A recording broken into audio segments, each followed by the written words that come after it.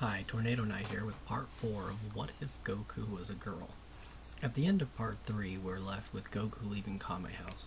Roshi has advised Goku to seek out Capsule Corp's doctor, Dr. Brief, to discuss with him the mysterious balls, or wishing balls, what Goku's calling them at the moment, and also to seek out his sister Bappa to help cleanse his spirit so he can return to the Kame House for better training. In mid-flight, Goku sheds a few tears. Even though Roshi didn't say it, she knew his concern was with her inner conflict. She knew deep down Roshi wanted to say she was a killer. Goku wiped away her tears and shouted, I'll find all these balls and I'll bring you back, Grandpa. And boom, her flight speed increased almost tenfold. For a brief moment, Karata was taken by surprise. For the first time, she realized that emotions are linked to a Saiyan's power in some way. She didn't quite know all the details, but she figured this could serve her well in the future. When Karata made it back to the village she had visited a few days earlier, the shop she found the ball in was closed. Good riddance, she thought. Karata knocked on the same door she did to ask where she could buy rope. The same old lady says, "Hello again, child. Can I help you?" Goku nods and asks, "Do you know where I can find West City?" The old lady laughs, "Step outside," and points to a distant mountain way over there. Over that icy mountain, you'll find West City, but it'll take you, and boom! Goku goes into full flight mode before the old lady can finish her sentence. Even though she was nice, Karata's focus is to revive her grandpa and become stronger. Proving Roshi wrong is also a perk. The flyover to West City is quick, but Goku, with one brief look, knows finding someone in a city will not be easy. As she descends, she sees that West City is bigger than a forest and full of buildings and lights. Goku walks quickly into town and asks a cop who she doesn't know is a cop where she can find Capsule Corpse. The officer laughs. "That's cute, kid. What does a kid like you need to find Capsule Corpse for?" Karata grabs the cop by his collar and pulls him to face level. I ask nicely, "Where is it?" "Look, kid," the cop yells nervously. "Capsule Corpse is straight ahead. You can't miss it. It's a big building with the letter C on it." Goku smiles, lets the cop go, and bolts down the road. The cop stares in disbelief as the young girl bolts down the road faster than his bike. "I'm not calling in anything that crazy. I'll be on traffic duty the rest of my life." Goku bobs and weaves between people and honking cars. Everything in the human world is very slow to Goku, and the big city is very different than life in the forest with a hermit. Goku sees dresses and TVs with girls wearing strange colors on their faces. She considers her mom's message to her about blending in with the locals and following their customs, but Karata decides these customs are not for me. After checking out a few more shops, Goku finds herself at Capsule Corp, where two guards are standing in front of a fence. The guards yell, "Halt! This is the home of Dr. Brief, Panchi, and Bulma. You cannot go any further." Goku considers the guards' warning and jumps over them and the fence, avoiding a barrage of bullets along the way. One of the guards yells into a communication watch, "Men, we have an intruder." Several more guards come out firing while Goku casually dodges the bullets looking for Dr. Brief.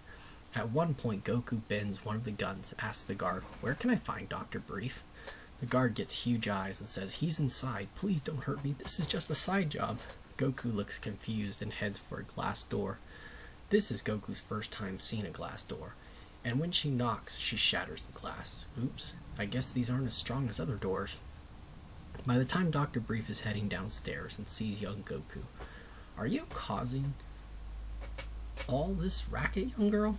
"Hi, are you Dr. Brief?" Goku asks politely.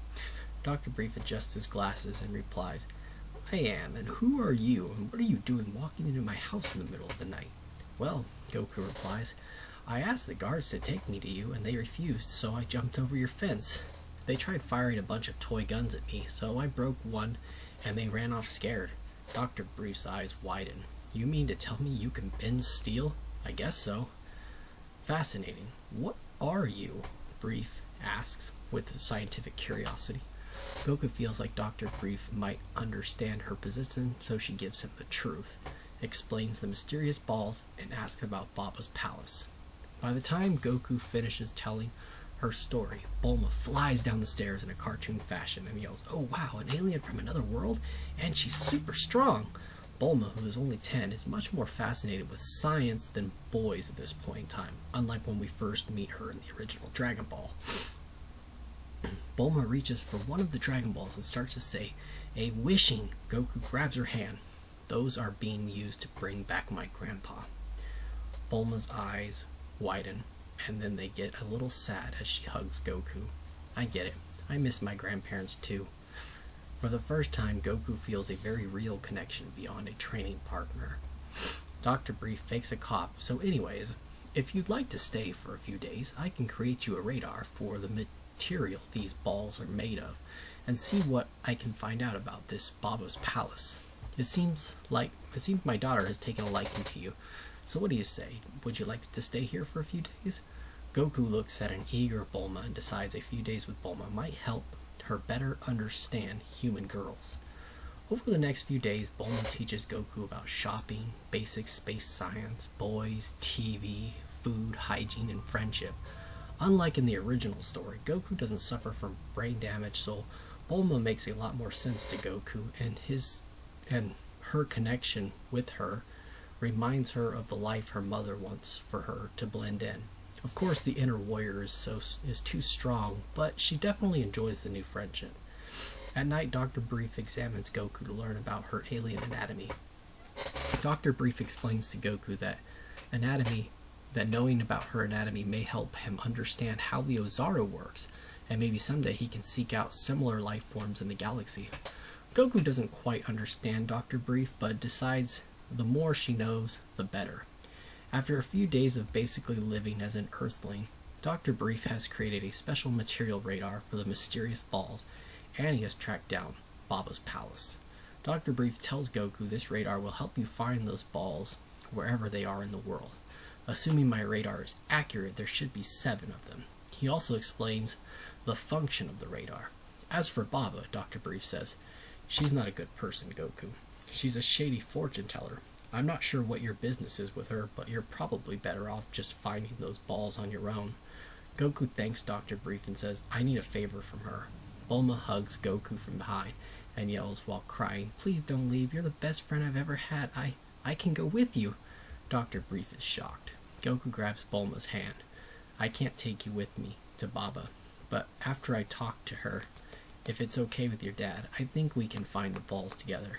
Dr. Brief scratches his head and answers, "That sounds like a good idea. Besides, with you by her side, I don't see anything happening to my precious little Bulma." Bulma jumps up and down excitedly, and Goku smiles. After lunch, Dr. Brief gives Goku a map to the fortune teller's palace. Dr. Brief tells Goku by foot the journey could take a few days, but Goku takes to the sky and yells, "See you soon, Bulma." The flight to Baba's palace is rather short. At this point, our young hero has gotten much better at flying, and with an accurate world map, thanks to her pod lessons, finding locations is much easier. Upon arrival, Goku senses a similar energy to Roshi and opens the door. Baba looks up from her counter and says, "I have no scraps for homeless kids, get lost." Goku replies, "I'm not homeless. Roshi sent me here to get help." Baba looks up and replies, "What exactly does my brother think I can help a young warrior with?" Goku explains her situation to Baba. Baba rubs her chin and replies, "I see. You need to make peace with the dead. Well, I guess I can add to the list of favors my deadbeat brother owes me. Come with me. I'll show you to your challenge. Down in the ring, you will face 5 consecutive warriors. If you win the first 4 battles, in your last battle, you will face the battle that you must win to cleanse your spirit." Goku isn't sure why she has to fight, but she is eager to battle new opponents. The first opponent, Fangs, the vampire, is easily one-shotted by Goku. Not only is Goku much stronger than Krillin was at this point in the original Dragon Ball, but she's also dealing with inner anger and self-hatred, something Goku never really faced in the original Dragon Ball since he was unaware of Ozaru's existence. The Invisible Man is slightly more challenging, but Goku relies on ki sensing to land a few well-placed comical strikes to the Invisible Man's family jewels, and he waves a classic give-up flag. Bandages notices the ease in which Goku is dealing with Baba's other warriors and launches a surprise bandage wrap attack, pinning Goku to the arena floor and swiftly smacking her back and forth between the arena floor and the ceiling. Bandages, after several smacks, drops Goku's body, which he assumes she has been defeated. Goku gets up, wiping a little blood from her mouth, and full speed blitzes Bandages with her power pole, extending it in his stomach, launching Bandages into the arena ceiling, where you see Bandages with big eyes gasping for air. The battle is over. The Devilman attempts to fire a Devil Might beam at Goku's back, but unlike Bandages, Goku ducks under the blast and uses an extended power pole to trip Devilman, and is able to land several blows to his stomach before he falls. Devilman is severely hurt and attempts another Devil Might blast, only to have it countered with a Kamehameha. Goku, unaware of her power, realizes she's killed another warrior. She thinks back to Grandpa and lets out a tear. Grandpa Gohan approaches without a mask. Unlike with Goku in the original series, Karata senses ki, so he wouldn't have been able to hide his identity. Gohan asked Karata, "Is that tear for me, or a warrior who tried to kill you?" Karata looks up in shock. "Grandpa?" Gohan smiles. "Listen, I chose to fight your Ozaru form. We had information from your pod data, and I took a gamble. You're not responsible for my choices. Same thing in this battle. Devilman chose to use a deadly blast after you had clearly beaten him. It's only natural for you to defend yourself. It is not evil to ensure one's own survival, and my choices do not make you guilty. You can choose to be a warrior of light or a warrior of darkness. Mistakes will be made either way, but our mistakes do not make us good or evil. They make us human." Karata bursts into tears and runs to Gohan. The burden on her heart is lightened, and Baba can sense Goku's heart is now good. Maybe not as pure as the original Dragon Ball Goku, but similar to her child self. Goku explains to Grandpa the power of these mysterious wishing balls and asks if he'd like to be revived. Gohan laughs and says he enjoys the afterlife, and instead requests that Goku ask to have control of her Ozaru when she collects the 7 mysterious balls. Baba overhears the story about mysterious wishing balls and says, "Those are called Dragon Balls. If you get a chance, head for Korin Tower and Kami's Lookout. I'm sure you'll learn some interesting things," with a wink. Goku says goodbye to Gohan and thanks Baba. Now she's going to pick up her new best friend and find those Dragon Balls. And this is where I'm going to leave off part 4.